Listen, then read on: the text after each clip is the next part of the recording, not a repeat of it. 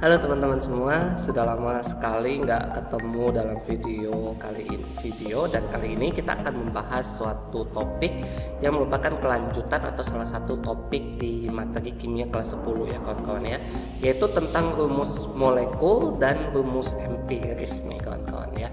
Jadi kali ini di video ini kita khusus akan membahas tentang rumus molekul dan rumus empiris. Nah, tujuannya itu adalah kalian diharapkan dapat menentukan rumus molekul dan rumus empiris dari suatu molekul nih kawan-kawan.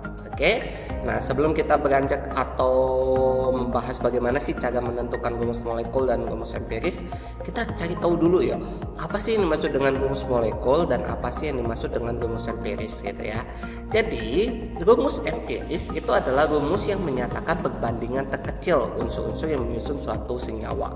Sedangkan rumus molekul itu adalah rumus yang menyatakan jumlah unsur-unsur yang menyusun suatu senyawa. Jadi contohnya gini kawan-kawan, misalkan rumus molekulnya itu adalah C6H12O6.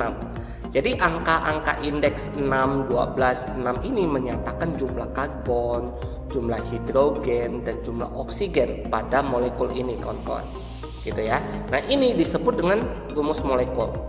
Nah, kalau kita lihat dari angka indeksnya 6, 12, dan 6, itu kan sebenarnya bisa disederhanakan ya kawan-kawan ya. Lalu dibagi dengan 6 ya kawan-kawan, maka kita akan mendapat CH2O. Nah, rumus yang paling sederhana ini, rumus yang paling sederhana ini dengan perbandingan paling kecil ini kita sebut dengan rumus empiris. Ya, gitu ya maksudnya kawan-kawan ya. Nah, biasanya dalam soal-soal yang ada di dalam kimia kelas 10 ini dalam menentukan rumus molekul dan rumus empiris, nanti kita akan bisa menentukan rumus molekul jikalau rumus empirisnya diketahui dan massa molekul relatifnya diketahui gitu kawan-kawan. Caranya gimana? Jadi rumus molekul itu kan sebenarnya X kali dari rumus empiris ya kawan-kawan ya. Jadi X kali dari rumus empiris. Nah, kalau kita mengetahui rumus empirisnya, maka kita bisa mencari MR dari rumus empiris. Lalu X kalinya itu adalah MR dari rumus molekul, gitu ya kawan-kawan. Jadi supaya kita bisa menentukan rumus molekul, kita harus tentukan X-nya dulu dengan perbandingan MR dari rumus molekul dibagi dengan MR dari rumus empiris. Nah, sudah dapat X-nya baru nanti kita bisa menentukan rumus molekul. Nah, contoh seperti ini kawan-kawan. Jadi suatu senyawa organik dengan rumus molekul, ini bukan rumus molekul ya, rumus empiris ya kawan-kawan ya. Salah ketik ini. Rumus empiris CH2O. Jika senyawa tersebut memiliki MR rumus molekul rumus molekulnya sebesar 90,1, tentukan rumus molekul senyawa tersebut. Nah, kawan-kawan, di dalam soal ini kita sudah ketahui bahwa rumus empirisnya, saya coret dulu ya. Ini rumus empiris.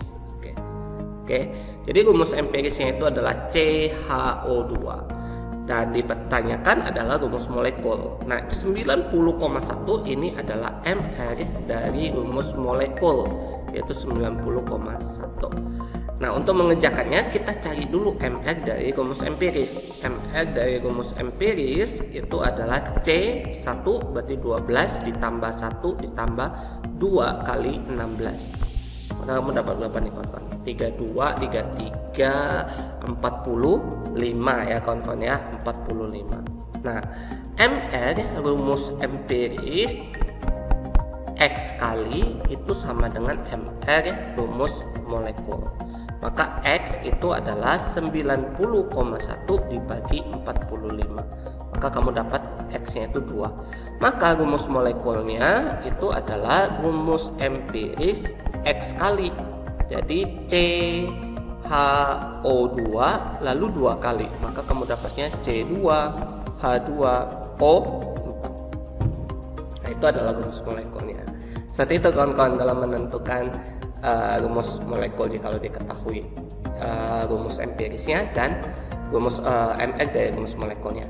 Nah, tapi terkadang soal yang diberikan tidak hanya dalam bentuk seperti ini kawan-kawan, tetapi ada juga yang dalam bentuk seperti ini.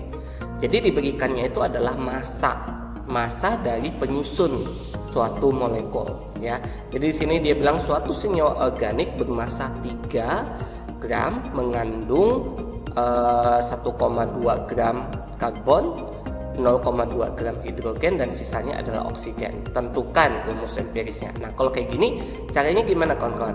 Kita akan menentukan rumus empirisnya menggunakan perbandingan mol, penyusun suatu molekul.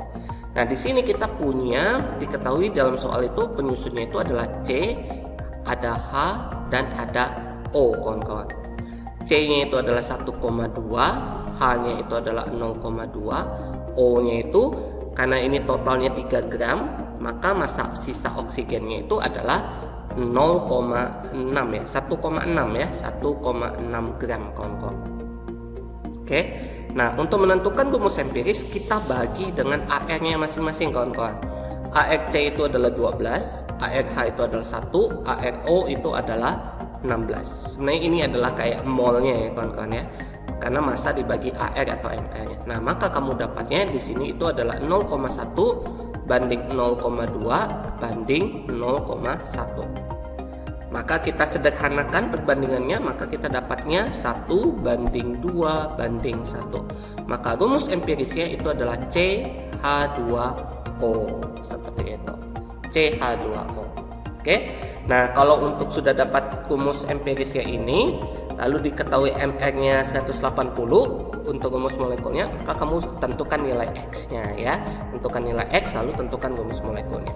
Boleh dicoba ya kawan-kawan ya, supaya bisa gitu ya kawan-kawan ya. Yuk dicoba yuk. Oke.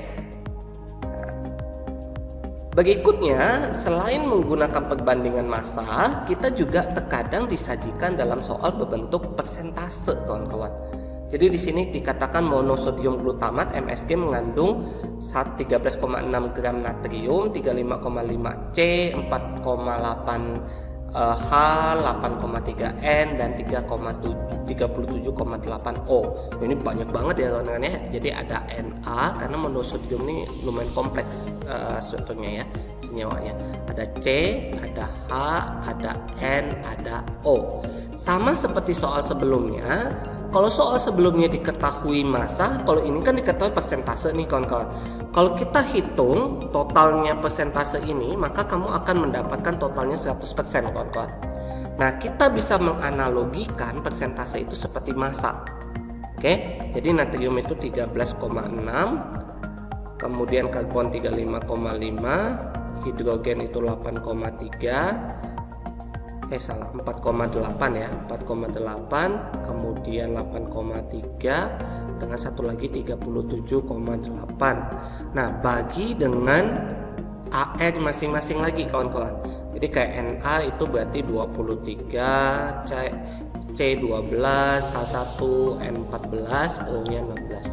Nah, tinggal dihitung berapa, kemudian lakukan perbandingan paling sederhana. Maka kamu sudah dapat rumus empirisnya. Oke, seperti itu ya kawan-kawan ya. Perlu kita hitung nggak nih? Atau hitung sendiri aja ya. Oke. Nah, satu lagi itu biasanya beberapa variasi soal yang berkaitan tentang rumus empiris dan rumus molekul, kawan-kawan. Nah, sebagai akhir dari video ini ada soal lagi kawan-kawan yang mungkin bisa membantu kamu mungkin untuk dicoba-coba ya, supaya nanti bisa makin hebat gitu dalam menentukan rumus empiris dan rumus molekul. Oke, nah semoga video ini bisa membantu kamu khususnya dalam memahami bagaimana sih cara menentukan rumus empiris dan rumus molekul ya. Jadi ini akhir dari video kita, sampai ketemu lagi di video-video berikutnya. Semoga kamu bisa menjadi semakin hebat dalam mempelajari ilmu kimia dan kalian bisa semakin menyukai ilmu kimia. Oke, terima kasih semuanya, sampai ketemu lagi, bye bye.